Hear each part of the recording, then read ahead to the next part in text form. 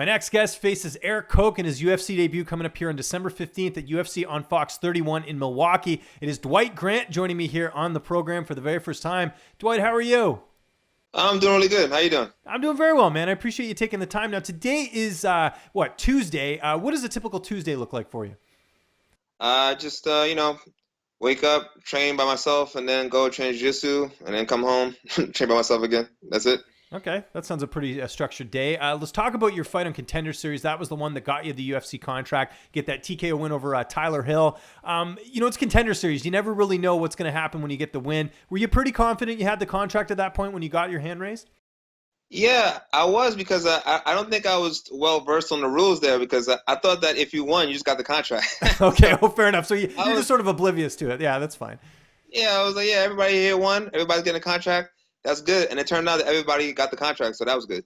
Yeah, no, it was a great card that you were on, actually, and you certainly were part of that, obviously, with that big victory. What was the feedback like after that win? Because that was one of the more memorable finishes on the series this past summer. I feel people really liked it.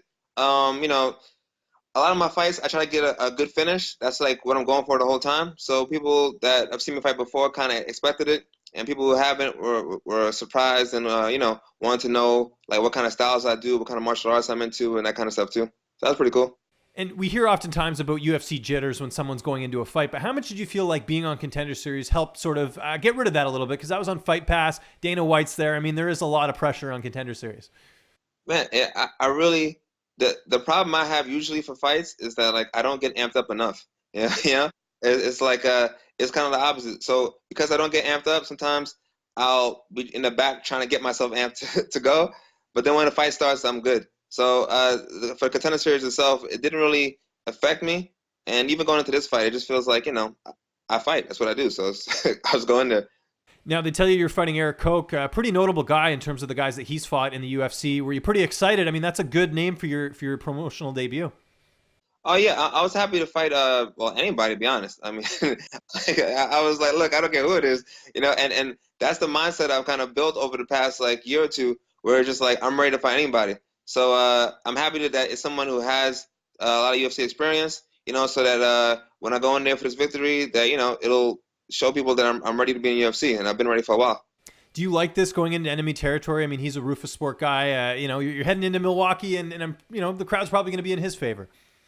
Oh yeah, for my very first MMA fight, first pro fight, I fought in the other person's hometown, and it was spectacular because I used to fight in New York all the time doing kickboxing, and everybody was, like 300 something people for me. So everybody cheered for me. So the first time I got booed was in my first professional MMA fight, and I felt great. I felt like a villain, So it kind of empowered me to really go out there and win because it's like, I can do no wrong right now. The crowd really isn't on my side, but once I won, I think that one, I won by KO also. Once I won, everybody, they were on my side anyway. So I'm just going to go win them over.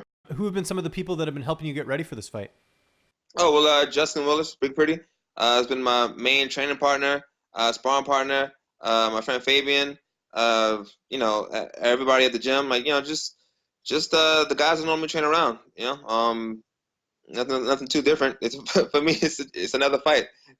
We see Justin in interviews. He's a very entertaining guy. How's he in the gym? Does he sort of lighten the mood, when you might have a tough day or something like that? Because he's quite the jokester. Oh yeah, well, Justin's he's funny, but he's also a very knowledgeable person too. So we talk about stuff and crack jokes, but the conversation is it has a lot of levity, but a lot of I guess philosophical meaning sometimes too. So it's a mix of both. And how's the weight cut going ahead of this fight? We got Thanksgiving coming up here. How are you getting through that? Yeah, I've fought before around the holidays. It's never fun, but it's fine for me. Since I've been fighting at welterweight, I've been forced to be very serious about how I cut weight. And I try to show up at the fight, or close to weight. So because it's so much more, I guess, thought going into it, it's a lot easier. Because before, I was fighting, I fought middleweight originally, and in Muay Thai I did cruiserweight. So I didn't really have to worry about what I ate too much. But I guess with all this extra, mental energy on it, it kind of forces me to be stronger, stronger will too, because I am hungry. So Yeah, yeah. and on that note, I mean, Coach has fought as low as featherweight in his career. You fought at middleweight. I mean, that's a pretty big difference in terms of weight classes. You know, do you feel like that'll play a factor in this fight, just with the fact that you know you fought tougher and stronger guys, maybe not tougher, but just guys that are bigger and stronger. Well, I want to thank you because you're giving me a lot of information. Okay, well there you go. that way. Yeah. Well, you remember you're supposed to fight Jose Aldo for the title. This was years ago, and of course he got injured, and that fight was scrapped. That was on that Calgary card. This was years ago. Oh, I didn't know that. Well, I mean, I don't really think about that kind of stuff too much because I was the smaller guy in my last fight, you know. And when I fought in middleweight, I was always a smaller guy, and I won all those fights like really well. So it's more of a thing where I'm going to do my best as usual and go for the knockout like I always do. And whatever he brings to the table, I'm just gonna adapt to it and make sure I get my way. And that's it. Who's going to be in your corner for this fight? We're gonna have Justin, of course, Javier Mendez, and Phil Cruz, one of my old coaches. Great. Do you ever get any training in with Habib at all? I know right now he's doing some charity work, but did you work with him at all ahead of the Conor fight? Not so much for this one. I sparred with him a lot before for previous fights, but this particular one, no. I was preparing for my fight, and our schedules didn't line up. Okay. You mentioned getting the finish. How do you see this fight playing out on the 15th? Are you expecting an early finish or late finish? How are you sort of looking at this fight? I mean, I don't really plan that kind of stuff. I try to get the finish right away, always. From the first punch or kick or knee, whatever it is, to the last one, I'm trying to get the finish all the time. It's gonna come when it comes.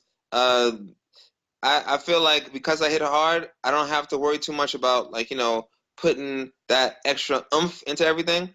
So a lot of times when I knock people out, I actually keep swinging because I don't expect them to fall down. I'm just constantly going. So as far as how I expect it to end, yeah, definitely by a knockout because that's how I always try to go for the finish, and that's how I finish most of my fights.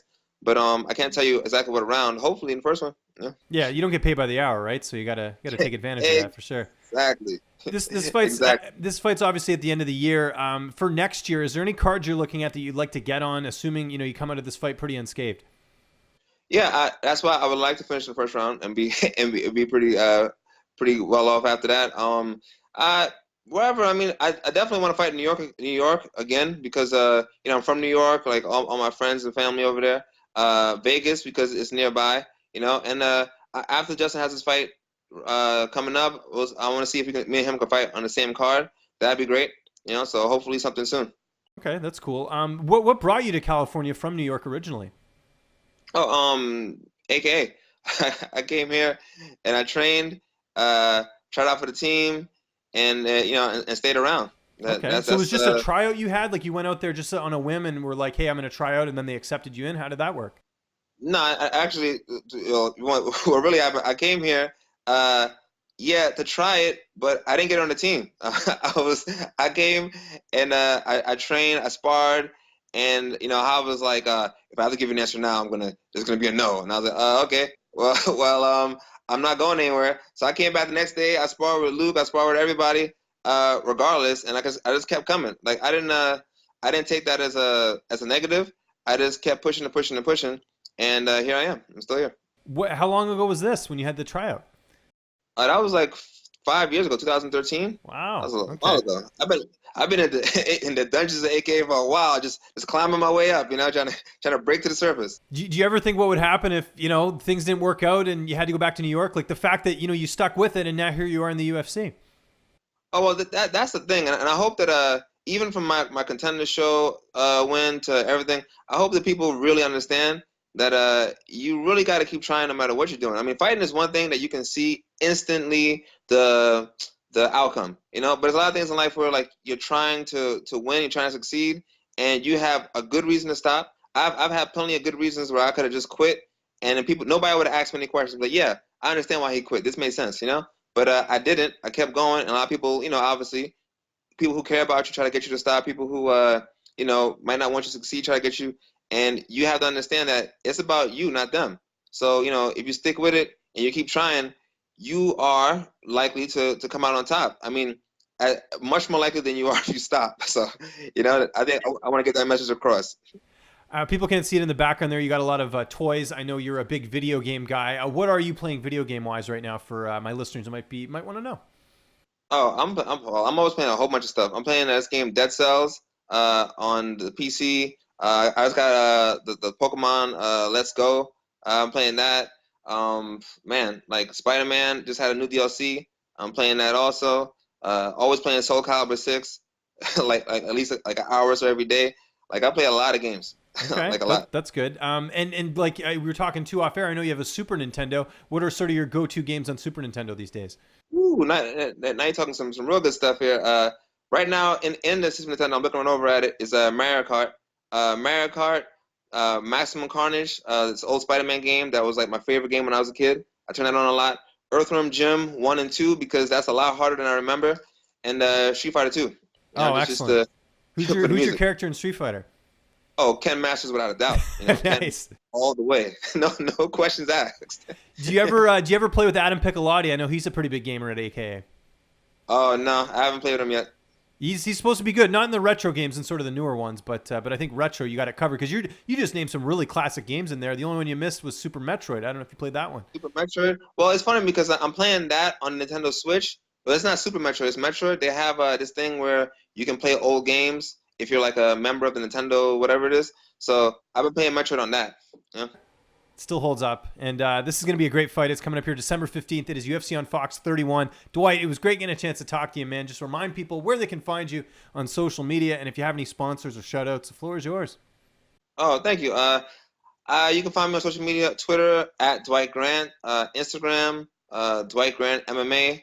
If you want to see all my video game stuff, Dragon_Effect64 on Instagram. And I shout out everybody in Brooklyn, everybody in Guyana, all my friends back home, and all my friends up here, and my gym, and of course, my friend Justin, and everybody.